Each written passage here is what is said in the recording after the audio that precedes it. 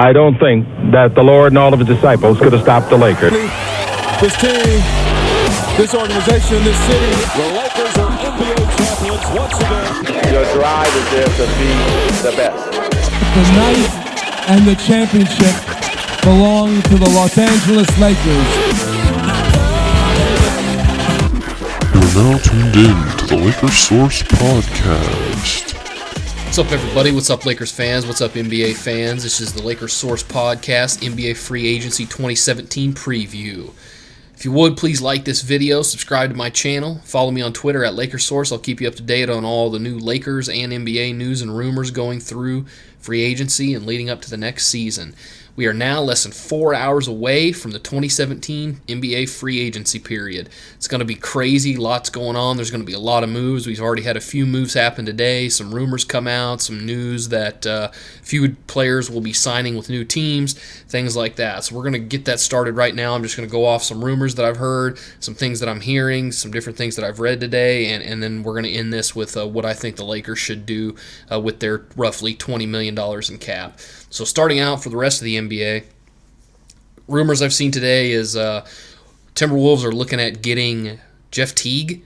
A lot of people had linked some other point guards to the Timberwolves like Kyle Lowry or possibly Teague, and I know that Teague had some teams around the NBA believe that Teague is committed to the Timberwolves already. I saw that the Knicks were actually trying to get a meeting with Teague, but they canceled that because they think that he's pretty much a sure thing to go to the Timberwolves. And if, in case you guys might have missed this or earlier, but the Timberwolves actually traded Rubio to the Jazz earlier today for a future pick. So that kind of opened the door for a new free agent point guard to come in for the Timberwolves. Timberwolves are making really good moves. I mean, they have a young core, and they're making good moves to get veterans in there. They've got Jimmy Butler now on the team, and if they can go ahead and add Teague, I know Rondo was also linked to them, but if they get Teague instead of Rondo, that's a really good pickup.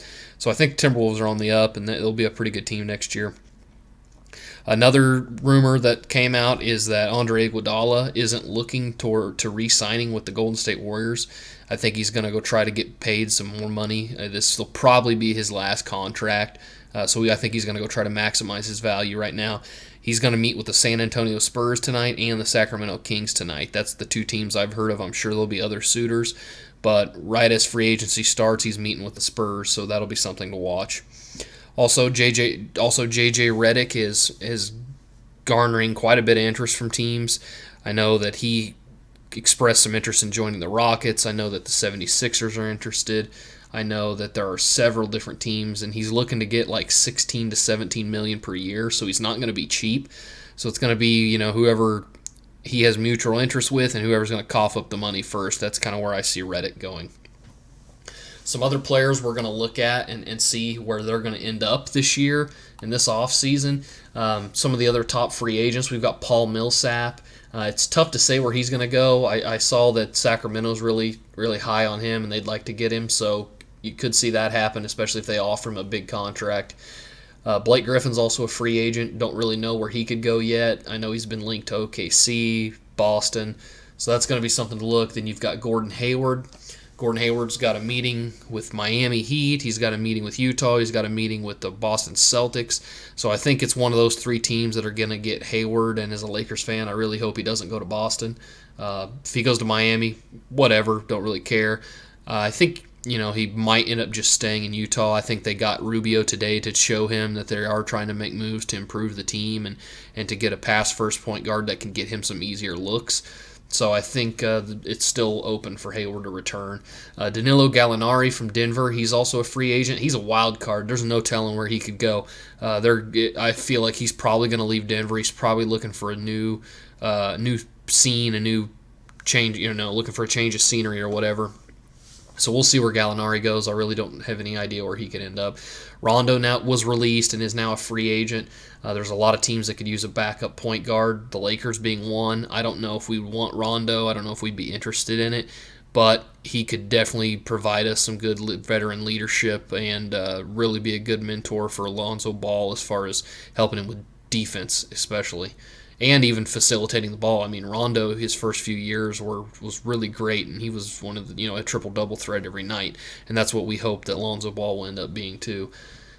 Rudy Gay also, he's an older guy coming off of an Achilles injury, so it's tough to say where he could end up. Aaron Aflalo, that's a guy that I hope the Lakers look at. Ibaka's a free agent. We got Kyle Lowry, Zach Randolph, another older free agent. Taj Gibson. It looks like Jeff Teague is going to go ahead and re-sign with the or not re-sign. Sorry, he's going to sign with the Timberwolves. So it looks like he's already taken care of. Drew Holiday. I saw that Drew Holiday is looking at getting a big contract extension from the Pelicans, so I don't expect him to go anywhere. I don't think anybody's going to offer him more money than they will. So good chance he stays there. Otto Porter for the Wizards. He could get he's a restricted 8 free agent, but he could get a big offer and could move on if Washington doesn't want to match his offer. I saw that Washington offered John Wall a huge contract extension, paying him the Supermax, which is like around $40 million a year, which would make him the highest paid player in the NBA. And that's crazy. It's crazy that just a couple years ago that the max was only like $25 million, and now, this new CBA and everything has the players with this Supermax deal that can pay them like $40 million. That's crazy to me.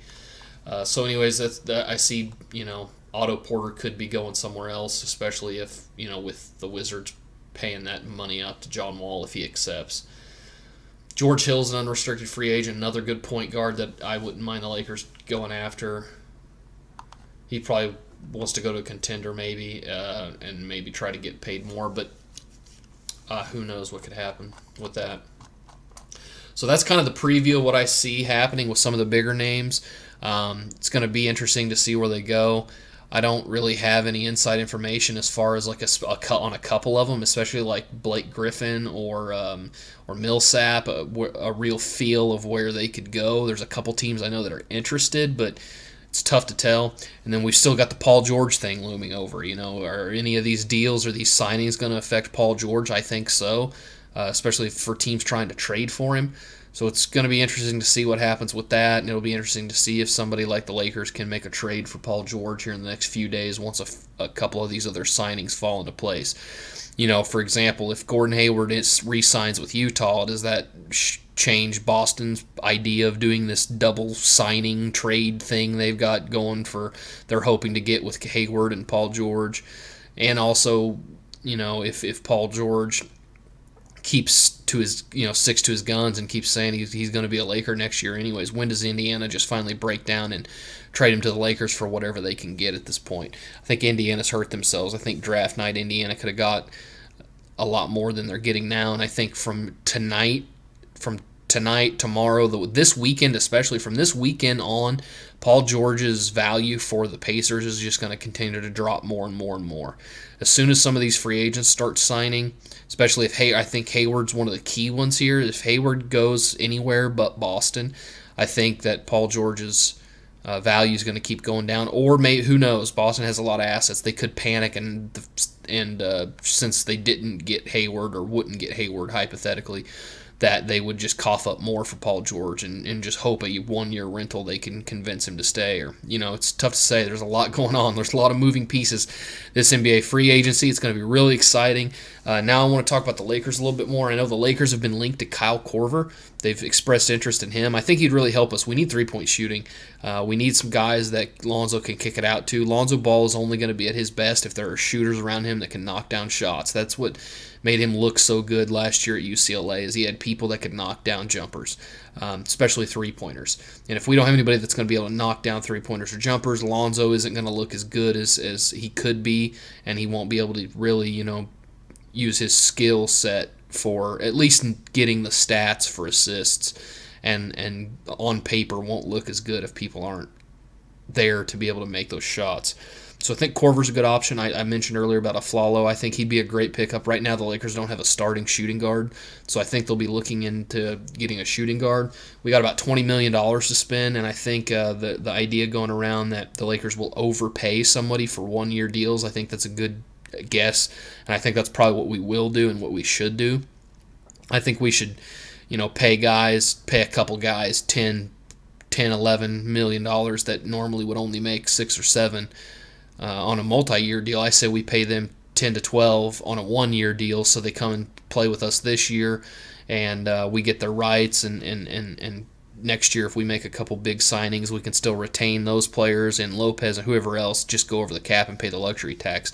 I know we haven't paid the luxury tax for the last few years, so I think if the Lakers really want to compete and really become a lot better faster, they've got to sign a couple stars next year and then keep a couple of the players that we traded for this year and signed this year in the free agency and go over the luxury tax and go over the cap, pay the luxury tax, and just have a really good team for, have a 4 or 5 year window of being able to hopefully compete for a championship or conference championship or just get back in the mix. I just want to go to the playoffs. I just want to get back in the mix.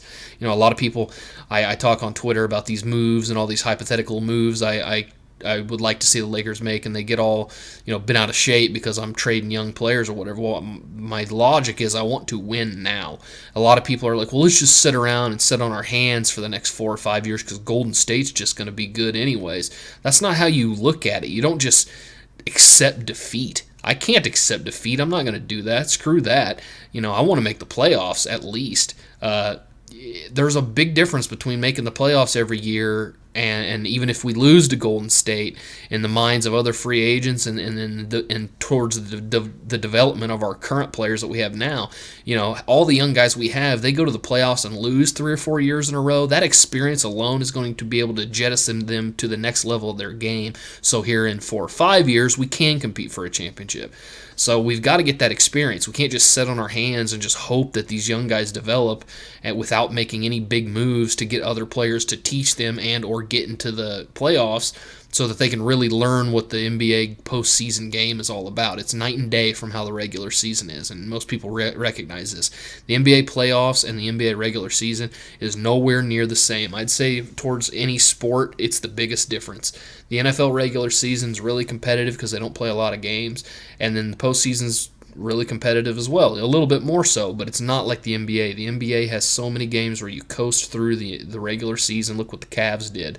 And then they go to the playoffs and they turn it on and they play a whole different style of game. So I really think that we need that experience.